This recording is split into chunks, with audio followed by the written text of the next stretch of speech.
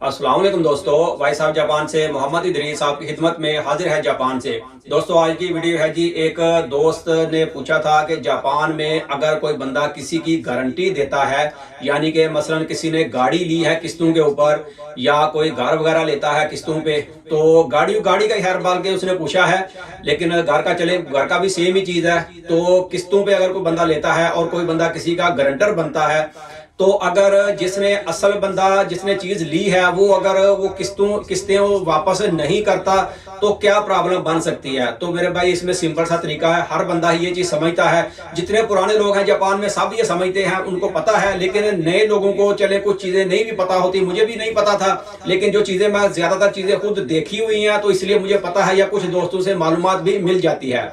तो भाई गाड़ी वाला जो मामला है उसमें जाहिर सी बात है कि अगर वो बंदा किस्तें नहीं देगा, मैं भी एक बंदे की गारंटी दी हुई है गाड़ी के मामले में, तो इसलिए मुझे इसके बारे में पता है। इसलिए मैं गाड़ी वाला टॉपिक पहले बता देता हूं कि मैं भी गारंटी दिया, तो मैं उनसे पूछा था बाकायदा खुद भी कि भाई अगर ये मैं गारंटर तो बन रहा हूँ, ये बंदा गाड़ी ले रहा है किस्तों के ऊपर, किसकी किस्त कितनी है, तो 2.5 माह उसकी किस्त है, यानी कि 25,000 यानी माहाना किस्त है, और ये 5 साल तक चलेगी। फिर उसके बाद कुछ और पैसे भी बाकी रह जाएंगे, फिर उसकी किस्तें करनी पड़ेगी, यानी कि इस तरह से समझे 6-7 साल तक मैं भी गारंटर बना हुआ हूँ उसका। तो मैं उसको पूछा कि अब ये बताओ, अगर ये बंदा किस्तें नहीं पे करता या कितनी किस्तें पे नहीं करता तो उसके बाद ये कोई मसला बनेगा।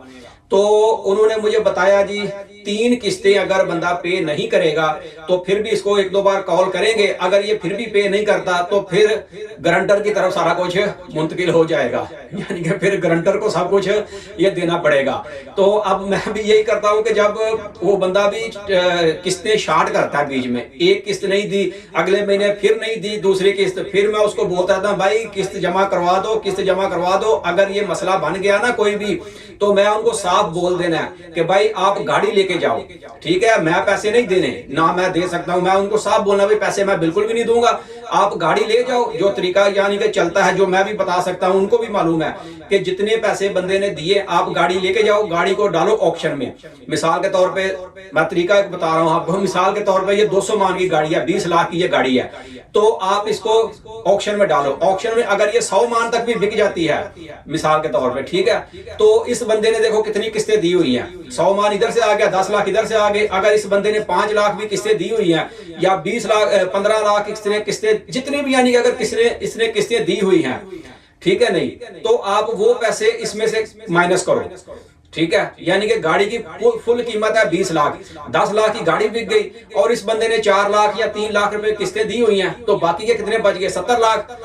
7 लाख, यानी कि 7 लाख बाकी के बच गए। तो जो बाकी के पैसे हैं उनकी अब बात करो, उसका क्या तरीकाकार होगा, यानी कि वो एक अलग से सिस्टम होगा। यानी कि इस तरीके से वो पैसे फिर भरने पड़ जाते हैं बंदे को, जो बाकी के यानी बचेंगे, वो तो गारंटर मैं बना हूं मिसाल के तौर पे, तो वो पैसे मुझे ही पे करने पड़ेंगे महीने की किस्तों के हिसाब से, चाहे मैं वो 10-10 हजार करके दूं या 15,000 करके दूं, क्योंकि गारंटर मैं बना हुआ हूं, तो वो मेरे लिए मुसीबत है। फिर इस बंदे से झगड़ा करूं, पैसे लूं, किस तरह से करूं मैं जानूं, वो बंदा जाने, लेकिन जो बैंक वाला मामला है वो मैं फंसा रहूंगा। यानी कि इस तरीके से होता है कि यानी कि गारंटर की जान नहीं छोड़ती, दूसरा बंदा बीच में से निकल जाता है, उसको वो ब्लैक लिस्ट कर देंगे 5 साल के लिए या 7 साल के लिए, वो दोबारा किस्तों वाली कोई चीज भी नहीं ले सकता। लेकिन जो गारंटर है उसका सिलसिला चलता रहेगा, अगर वो भी नहीं देता तो फिर उसको कोर्ट में बुलाएंगे, फिर यानी कि वो अलग लंबा प्रोसेस है, क्या क्या होगा। तो इस तरह से मामला है, क्योंकि इसमें मैंने देखा है अपनी आंखों के सामने कि एक बंदे ने लिए थे पैसे बैंक से,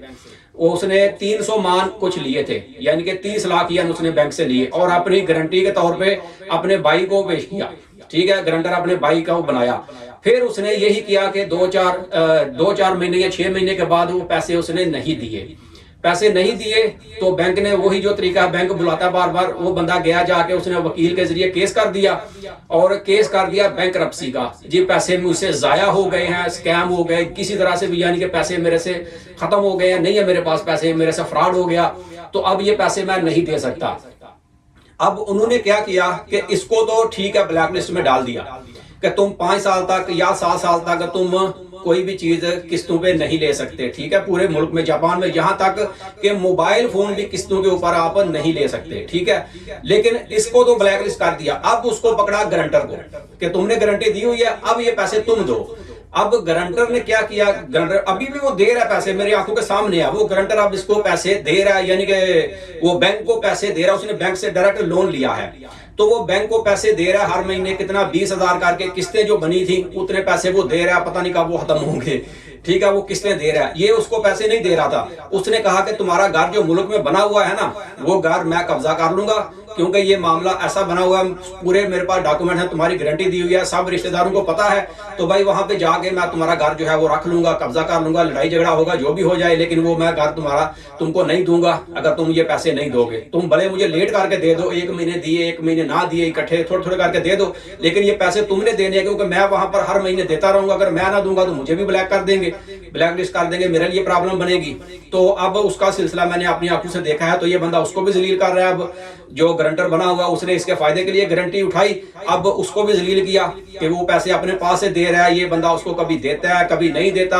कभी 3 महीने के बाद थोड़े पैसे दे देगा, कभी पूरे दे देगा, यानी कि इस तरह से करके, लेकिन वो बंदा हर महीने बाकायदगी से देते जा रहा है, क्योंकि वो गारंटर बना हुआ है। तो जो लोग यहाँ पर हैं उनको मालूम है, इस तरह गाड़ियों का ऑक्शन वाला मामला है। अभी गाड़ियों वाले मामले में मुझे पता नहीं है कि किस तरह से गारंटी का होता है, क्योंकि मैं वो काम करता नहीं गाड़ियों का, तो ये नॉर्मल जो 2-3 चीजें हैं वो मुझे पता है, गाड़ी वाला भी काम, और क्यों गाड़ी वाला तो मैंने खुद भी पूछा हुआ है, ये चीज है। और बैंक वाला लोन जो है वो मेरी आंखों के सामने बंदा है, उसको मैंने देखा हुआ, अच्छे तरीके से जानता हूं कि वो बीच वाला जो गारंटर है अभी तक वो बंदा फंसा हुआ है, और ये बंदा जो है जिसने पैसे लिए थे, ये बंदा वहां से ब्लैक लिस्ट होके तो आराम से बैठा हुआ है। अब इस बंदे ने दूसरा काम क्या किया, यानी कि अपना ब्लैक लिस्ट